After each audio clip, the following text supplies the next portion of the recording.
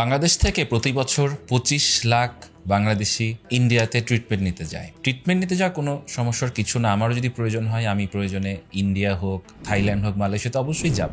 কিন্তু এই যে এত মানুষ ইন্ডিয়া যাচ্ছে, এটা আসলে কতটুকু যৌক্তিক, বা ইন্ডিয়া না গিয়ে আমরা আসলে কি করতে পারি, ইন্ডিয়ায় যে তারা আসলে কোন ধরনের ডাক্তার দেখাচ্ছে, এটার যে হাইপ বা আসলে এটা গুরুত্বপূর্ণ কিনা, সেটা নিয়ে এই ভিডিওতে আমরা আজকে বিস্তারিত কথা বলবো।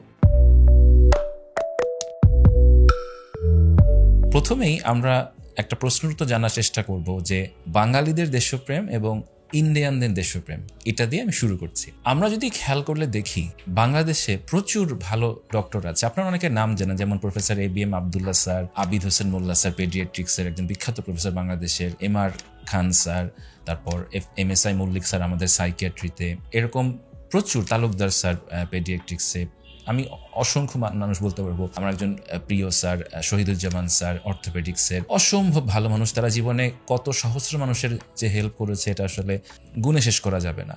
কিন্তু আমরা কয়জনের নামে আসলে ওরকম প্রশংসা শুনি? কয়জন বাঙালি বাসায় গিয়ে ফেসবুক স্ট্যাটাস দিয়েছে যে এই স্যারটা আমার উপকার করেছে, এই স্যারের কারণে আমি আসলে জীবন বদলে গিয়েছে? অথচ যখনই কোনো একজন ডক্টর কোনো একটা হয়তো ভুল করছে, বা সেই ভুলও হয়তো ভুল না, সেটা হয়তো একজন পেশেন্ট মনে করছে যে সে ভুল করছে, সেটা নিয়ে বিশাল করে লেখা হবে, তারপর হাজার হাজার শেয়ার হয়ে যাবে।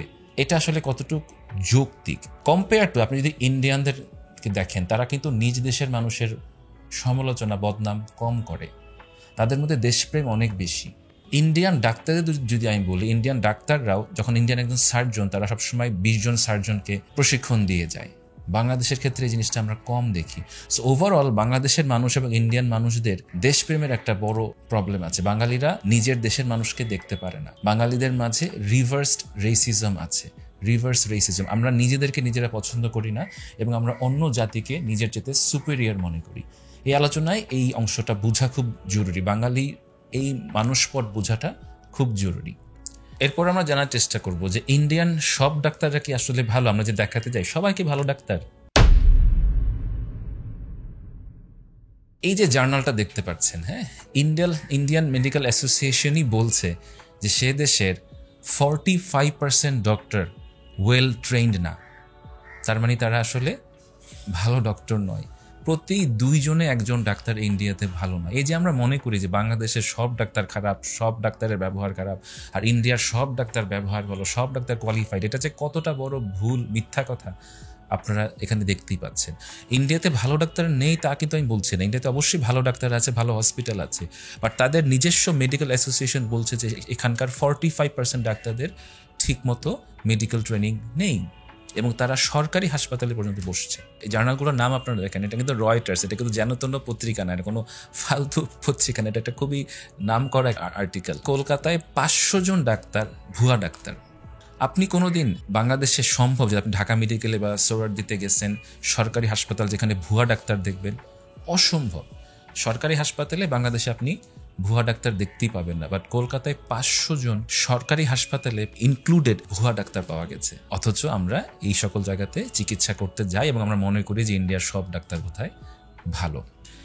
এরপরের রিপোর্টটা দেখুন, এটাও রয়টার্স করেছে যে ইন্ডিয়াতে 398টা মেডিকেল কলেজ আছে যেগুলোর কোয়ালিটি বিলো স্ট্যান্ডার্ড। মানে এখানে ঠিকমতো ট্রেনিং হয় না, এখানে ঠিকমতো শিক্ষক নেই এবং ঠিকমতো ক্লাসেস হয় না। শুধুমাত্র কিছু উপরি পাওনা দিয়ে মেডিকেল কলেজগুলোকে চালু রাখা হয়েছে। 398টা মেডিকেল কলেজ ভুয়া মানি হচ্ছে প্রতি 6টা মেডিকেল কলেজের একটা মেডিকেল কলেজ ভুয়া, বা প্রতি 6টা মেডিকেল স্টুডেন্টের একটা মেডিকেল স্টুডেন্ট হচ্ছে গিয়ে আন্ডার কোয়ালিফাইড। সো আমরা যে ইন্ডিয়ান ডাক্তার দেখাতে যাচ্ছি, প্রতি 6 জন ডাক্তারের একজন ডাক্তার আসলে ঠিকমতো ভালো মেডিকেল কলেজে পড়েনি। এই হচ্ছে গিয়ে ইন্ডিয়ান ডাক্তারদের অবস্থা। আমি যদি আরো কিছু আপনাদেরকে স্ট্যাটিস্টিক্স দেই, আপনি দেখতে পাচ্ছেন এই জার্নালে একজন ইন্ডিয়ান ডাক্তার যিনি 10 বছর অস্ট্রেলিয়ায় কাজ করছেন, কাজ করার পর দেখা গেছে যে তিনি আসলে অবৈধ একজন ডাক্তার। আরেকটা আর্টিকেল আপনারা পড়ুন যে যারা ইন্ডিয়ান ডক্টর কিন্তু তারা ইউকেতে কাজ করতে গিয়েছে, গত 8 বছরে, আপনি টাইম ফ্রেমটা দেখেন, এই 8 বছরে তারা 104 জন লাইসেন্স হারিয়েছেন। 104 জন লাইসেন্স হারিয়েছেন। আমরা মনে করি যে শুধুমাত্র বোধহয় বাংলাদেশের ডাক্তাররাই হয়তো আমি বলবো যে ইনকম্পিটেন্ট, বা তারা 104 জন কিন্তু লাইসেন্স হারিয়েছেন। আমরা এরপরে প্রশ্ন নিব যে বাংলাদেশের ডাক্তারদের চিকিৎসার ফলে অনেক সময় রোগী মারা যায় বা রোগীর ক্ষতি হয়, কিন্তু ইন্ডিয়ান ডাক্তারদের ক্ষেত্রে কি সেটা হয়? আমরা যদি দেখি এই রিপোর্টটা আপনারা দেখেন, লাইগেশন করেছে 3 ঘন্টায় 83 জন। লাইগেশন মানে হচ্ছে বন্ধাত্মকরণ একটা খুব ইজি প্রক্রিয়া, এটা খুবই সিম্পল একটা সার্জারি, খুবই অল্প সময় লাগে, লোকাল অ্যানেস্থেসিয়া করা যায়, অপারেশনটার পর আধা ঘন্টা পর আপনি বাড়ি চলে যেতে পারবেন, খুবই সিম্পল। এবং এখানে দেখা যাচ্ছে এই 83 জনের মধ্যে এই সিম্পল সার্জারিটা করতে গিয়ে 12 জন মারা গেছে। সো শুধুমাত্র কিন্তু এরকম না যে বাংলাদেশেই মুসলমানি করতে গিয়ে রোগী মারা যায়, যদিও সেটা যাওয়া উচিত না, বিচার হওয়া উচিত, কিন্তু এই যে একটা দুটা ঘটনাকে জের করে আমরা পুরো সিস্টেমটাকে খারাপ বানানো শুরু করি, এটা আমাদের রিভার্স রেসিজমের জন্য হয়। আমরা আসলে বাঙালিরা বাঙালিদেরকেই পছন্দ করি না, আমরা বাঙালিদের দুর্নাম করতে বেশি পছন্দ করি। আমরা এই ঘটনাগুলো কিন্তু দেখি না বা দেখেও না দেখার ভান করি। ইন্ডিয়াতেও প্রচুর উল্টোপাল্টা চিকিৎসা হয়, প্রচুর রোগীরা কিন্তু ভুল চিকিৎসায় মারা যায়। এরপরে আমরা যে প্রশ্নটা খুঁজবো যে আমরা কি আসলে সুস্থ হওয়ার জন্য ইন্ডিয়াতে যাই নাকি আমরা কোনো মেডিকেল ট্যুরিজমে যাই। আমরা যদি ইন্ডিয়ার হেলথ কেয়ার সেক্টরের বাজেট ইনকাম থেকে, সেটা 2022 সাল হিসেবে এসেছে $372 বিলিয়ন, $372 বিলিয়ন। সেখান থেকে মেডিকেল ট্যুরিজম থেকে এসেছে $8 বিলিয়ন, এবং এই $8 বিলিয়ন 54% আসে বাংলাদেশি ট্যুরিস্ট থেকে, মানে $4 বিলিয়ন বাংলাদেশের মানুষ ইন্ডিয়াকে দিয়ে থাকে। সো আপনি গিয়ে $4 বিলিয়ন তাদেরকে দিয়ে আসছি।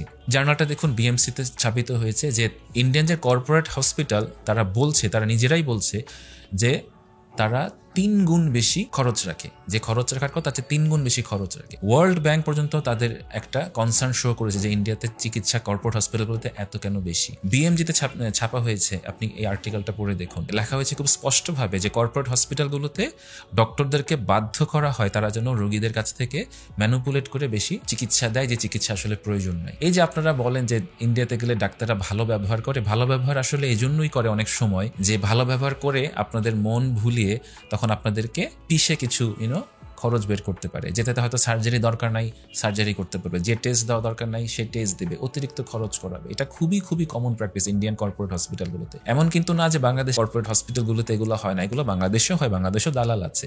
কিন্তু আপনাদের যে ধারণা যে ইন্ডিয়াতে এগুলো হয় না বা ইন্ডিয়াতে গেলে আমি সুস্থ চিকিৎসা পাবো, এই কথাটা আসলে ঠিক না।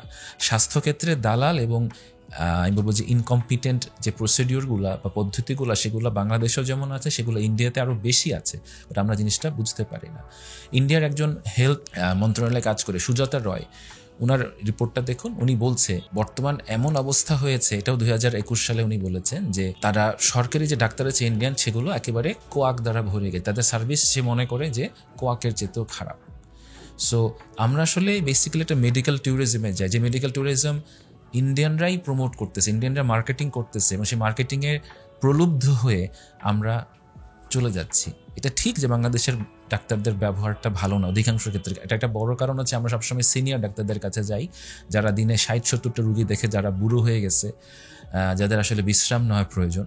সো তাদের ব্যবহার ভালো হওয়ার তো আসলে কথাই না। এবং সেখান থেকে আমরা যখন ইন্ডিয়াতে যাই, ইন্ডিয়ানরা বুঝতে পারে যে আমাদের এই ভালো ব্যবহারটা দরকার, এবং এই ভালো ব্যবহারটা দিয়ে তারা আসলে আমাদের একটা মেডিকেল ট্যুরিজমে ব্যবহার করে তারা আমাদের থেকে প্রতি বছর $4 বিলিয়ন নিয়ে যাচ্ছে। আমি আবারও বলছি, অবশ্যই ইন্ডিয়া ভালো ডাক্তার আছে, কিন্তু এই নোশনটা ঠিক না যে সেখানে সবাই ভালো এবং সব ডাক্তার ভালো।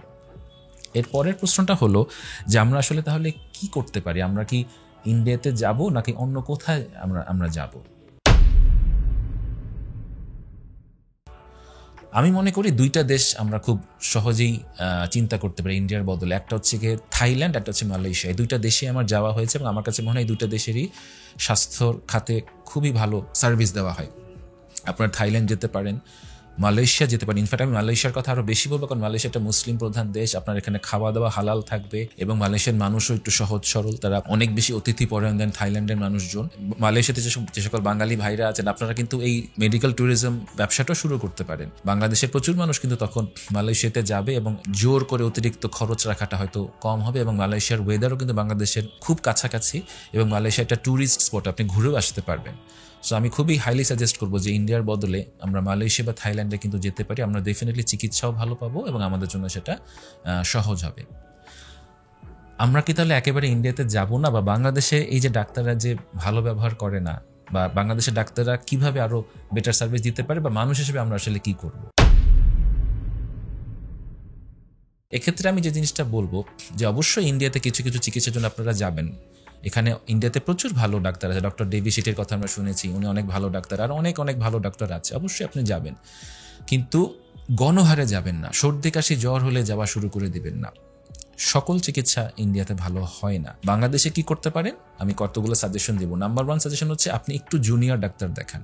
জুনিয়র বলতে আমি একদম ছোট ডাক্তার বলছি না, যাদের বয়স ধরেন 45 ইয়ার্সের কম, তাদের হাতে প্রচুর সময় থাকে, তারা দিনে 10 থেকে 12 জনের বেশি রুগী দেখে না, প্রচুর কথা তারা বলে। আপনারা সবাই যান বাংলাদেশে হচ্ছে 65-70 বছর ডাক্তারদের কাছে, যারা দিনে 100 রুগী দেখছে, তারা বড় হয়ে গেছে, তাদের অনেকে ডিমেনশিয়া হয়েছে, এবং এই সিস্টেমটা খুব খারাপ। আপনারা যারা দেশের বাইরে থাকেন, আপনারা কোনোদিন প্রফেসরের চেহারাও দেখতে পারবেন না, অথচ বাংলাদেশে প্রফেসররা প্রতিদিন 70-80-100 রুগী দেখছে। এটা একটা বড় সমস্যা। এটা যেমন প্রফেসর স্যারদেরও সমস্যা, এটা তেমন বাংলাদেশের মানুষদেরও সমস্যা। বাংলাদেশের মানুষরা ডাক্তারকে যতটা ডাক্তার মনে করে, তার চেয়ে বেশি মনে করে পীর হিসাবে। অনেকে এসে বলতে থাকে যে স্যার, আপনার চেহারা দেখলে আমার রোগ অর্ধেক সুস্থ হয়ে যায়, আপনার কথা শুনলে আমার রোগ অর্ধেক সুস্থ হয়ে যায়। কথা শুনলে কি আসলে রোগ অর্ধেক সুস্থ হয়? এটা কি সম্ভব? ধরেন আপনার যক্ষা হয়েছে, এটা কি আসলে কথা শুনলে ঠিক হবে?